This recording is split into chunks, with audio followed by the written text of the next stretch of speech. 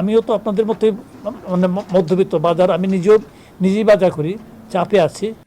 উচ্চ দ্রব্যমূল্যের কারণে ক্রেতা হিসেবে নিজেও চাপে আছেন বলে জানিয়েছেন অন্তর্বর্তীকালীন সরকারের খাদ্য উপদেষ্টা আলী ইমাম মজুমদার। বৃহস্পতিবার খাদ্য ভবনে এক বৈঠক শেষে ব্রিফিংয়ে একথা বলেন তিনি। দ্রব্যমূল্যের ঊর্ধ্বগতি নিয়ে আলী ইমাম মজুমদার বলেন, আমি আপনাদের মতোই মধ্যবিত্ত, আমি নিজেই বাজার করে চাপে আছি।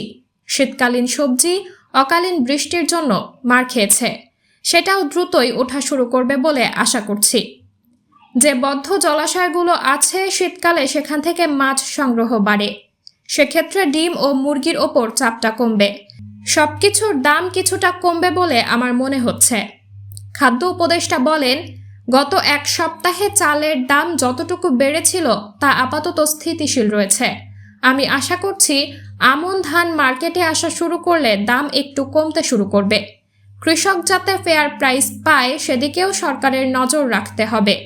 কৃষকের বর্তমানে উৎপাদন খরচ বেড়ে গেছে, যারা ফসল ফলায় তারা যাতে নিরুৎসাহিত না হয় সেজন্য সরকারকে সচেষ্ট থাকতে হবে।